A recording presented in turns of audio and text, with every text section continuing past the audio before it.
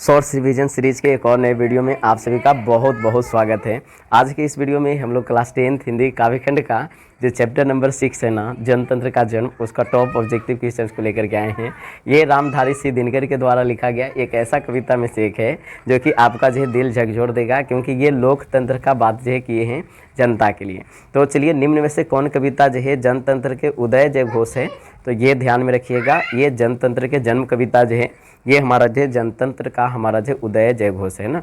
तो ध्यान में रखिएगा बच्चे, यहाँ पे राइट आंसर हमारा जो क्या हो जाने वाला है, बताइए जल्दी से।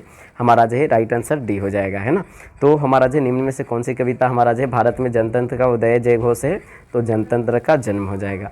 चलिए, अगला क्वेश्चन आपके सामने कि निम्न में से रामधारी सिंह दिनकर की रचना कौन है। तो रामधारी सिंह दिनकर का रचना जो है ना, वो हमारा जो चिदम्बरा है ना।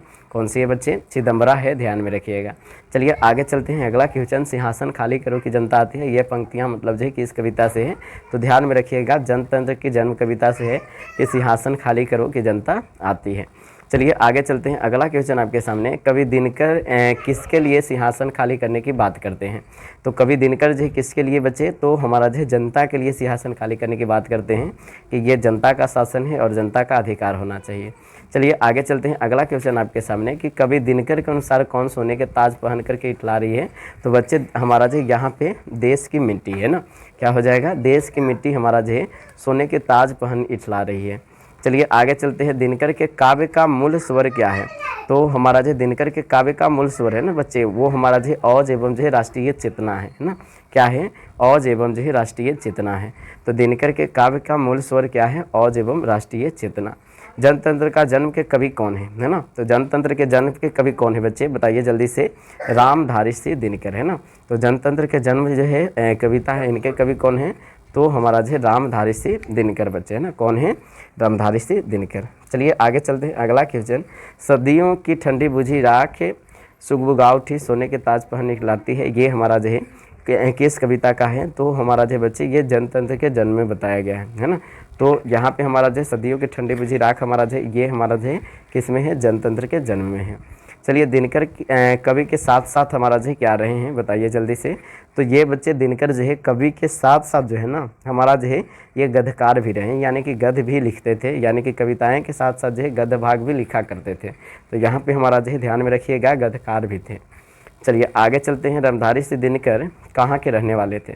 तो ध्यान में रखिएगा, ये हमारा जो सौभाग्य की बात है कि बिहार के रहने वाले थे रामधारी सिंह दिनकर, और बेगूसराय जिला के, है ना। क्या बात है बच्चे, है ना। तो यहाँ पे राइट आंसर क्या हो जाएगा, बिहार के बेगूसराय, है ना। चलिए, दिनकर की किस कृति के लिए जो ज्ञानपीठ पुरस्कार मिला, है ना। तो दिनकर के कौन सा ऐसा जो कृति था जिसके लिए इनको जो ज्ञानपीठ पुरस्कार मिलता है, तो वो हमारा बच्चे उर्वशी है। क्या है? उर्वशी। यहाँ पे जो राइट आंसर हो जाएगा। तो ज्ञानपीठ पुरस्कार जो किस कृति के लिए मिला है, उर्वशी के लिए मिला है। किसके हुंकार से महलों की नींव उखड़ जाती है, ये आपके सामने क्वेश्चन है। तो किसके हुंकार से हमारा जो महलों की भी नींव उखड़ जाती है, तो ये हमारा जो जनता की, है ना।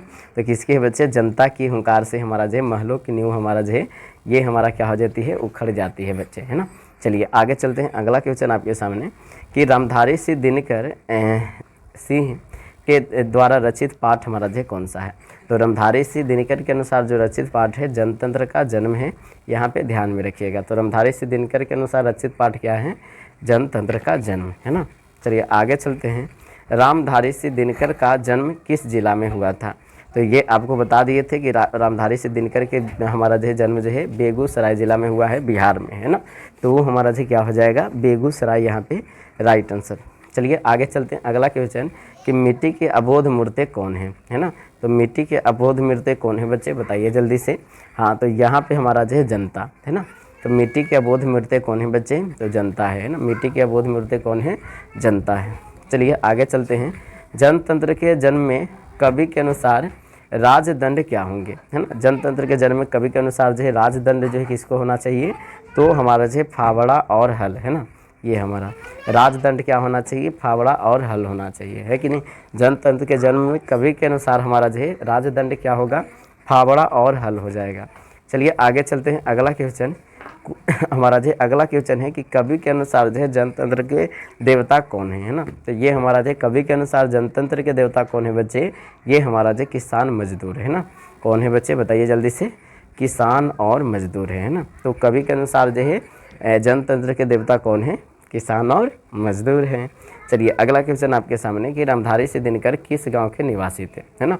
तो रामधारी सिंह दिनकर जो है किस गांव के निवासी थे, ये अगर आपसे पूछे तो ये बात हमारा जो अलग हो जाएगा, है कि नहीं। ये हमारा जो क्या हो जाएगा, क्या हो जाएगा बच्चे, बताइए जल्दी से, सिमरिया हो जाएगा, है ना। तो सिमरिया गाँव के निवासी थे, यहाँ पर जो ध्यान में रखिएगा, है ना। चलिए नेक्स्ट क्वेश्चन की ओर चलते हैं कि दिनकर जी के पिताजी के नाम जो है क्या था, है ना। तो बताइए दिनकर जी के पिताजी का नाम क्या था बच्चे, हमारा जो है रवि सिंह नाम था। क्या नाम था? रवि सिंह नाम था, है ना। तो दिनकर जी के पिताजी का नाम क्या था? रवि सिंह नाम था, है ना। क्या था बच्चे? रवि सिंह नाम था। तो दिनकर जी के पिताजी का नाम क्या था? रवि सिंह नाम था। चलिए आगे चलते हैं, अगला क्वेश्चन आपके सामने कि दिनकर जी किस युग के प्रमुख कवि थे, है ना। तो बताइए बच्चे दिनकर जी किस युग के प्रमुख कवि थे। तो यहाँ पे राइट आंसर हमारा जो क्या हो जाएगा, उत्तर छायावाद युग के, है ना। तो क्या हो जाएगा यहाँ पे राइट आंसर, उत्तर छायावाद युग के। चलिए अगला क्वेश्चन आपके सामने कि जनतंत्र का जन्म कविता में शक्तिशाली किसे कहा है ना। तो जनतंत्र के जन्म कविता में जो है ना सबसे शक्तिशाली हमारा जो है जनता को बोला गया है, ध्यान में रखिएगा, है ना। तो हमारा जो है जनतंत्र के जन्म में सबसे शक्तिशाली जो है किसे बोला गया है, तो ये जनता को बोला गया है। चलिए अगला क्वेश्चन आपके सामने कि जनतंत्र का जन्म शीर्षक कविता में कवि ने हमारा जो है देवता किसे कहा है ना। तो ये हमारा जो देवता जो किसे कहा गया है कवि के अनुसार, किसान मजदूर को, है ना। तो हमारा जो देवता किसे कहा गया बच्चे, हमारा जो किसान मजदूर को कहा गया है। चलिए अगला क्वेश्चन आपके सामने कि दिनकर ने जनतंत्र का जन्म शीर्षक कविता में दूधमुही शब्द का प्रयोग किसके लिए किया है ना। तो बताइए तो दूधमुही शब्द का प्रयोग जो है किसके लिए किया गया है, बताइए जल्दी से। हाँ बिल्कुल बच्चे, हमारा जो है ये जनता के लिए किया गया है ना। चलिए किसके लिए किया गया है, जनता के लिए किया गया है, ये बात जो है ध्यान में रखिएगा। दूधमुही शब्द हमारा जो है किसके लिए, जनता के लिए। चलिए अगला है दिनकर किस रचना में जो है कर्ण को नायक बनाया गया है ना। तो दिनकर की किस रचना में हमारा जो है कर्ण को नायक बनाया गया है बच्चे, तो यहाँ पे ध्यान में रखिएगा, रश्मि रथी में, है ना। तो रश्मि रथी यहाँ पे राइट आंसर हो जाएगा। तो दिनकर के कौन सी ऐसी रचना है जिसमें कर्ण को नायक बनाया गया है, तो रश्मि रथी में, है ना। चलिए अगला क्वेश्चन आपके सामने कि रामधारी सिंह दिनकर के अनुसार देवता कहाँ मिलेंगे, है ना। तो रामधारी सिंह दिनकर के अनुसार जो है देवता कहाँ मिलेंगे बच्चे, बताइए जल्दी से। ये हमारा जो है खेत खलिहानों में, है ना। कहाँ पे बच्चे, खेत और खलिहान में मिलेंगे, यहाँ हमारा जो है राइट आंसर हो जाएगा। चलिए अगला क्वेश्चन आपके सामने, रामधारी सिंह दिनकर के जन्म कब हुआ था, ये आपके सामने क्वेश्चन है। तो रामधारी सिंह दिनकर का जन्म जो है कब हुआ था, 23 सितंबर 1908 को, है ना। रामधारी सिंह दिनकर का जन्म कब हुआ था बच्चे, 23 सितंबर 1908 को हुआ था। चलिए अगला क्वेश्चन आपके सामने है कि रामधारी सिंह दिनकर के निधन जो है कब हुआ था, ये आपके सामने क्वेश्चन है। तो इनका निधन जो हुआ है ना, ये हमारा जो कब हुआ है, 24 अप्रैल 1900 हमारा जो है कब हुआ है बच्चे, निधन कब हुआ है, 24 अप्रैल 1974 को, है ना। कब हुआ है ध्यान में रखिएगा, 24 अप्रैल हमारा जो है 1974 को, कब हुआ है बच्चे, 24 अप्रैल 1974 को। तो ध्यान में रखिएगा रामधारी सिंह दिनकर का निधन कब हुआ है, 24 अप्रैल 1974 को, है ना। तो आशा करते हैं, उम्मीद करेंगे कि ये वीडियो आपको जो है पसंद आया होगा। नहीं भी पसंद आया हो बच्चे तो आपको सिर्फ सुन करके याद करना था, क्या आप जो इसे सुन करके याद कर पा रहे हैं, ये हमें जो है कमेंट सेक्शन में ज़रूर बताइएगा। मिलते हैं अगले वीडियो में अगले नए अंदाज के साथ, तब तक के लिए बाय बाय।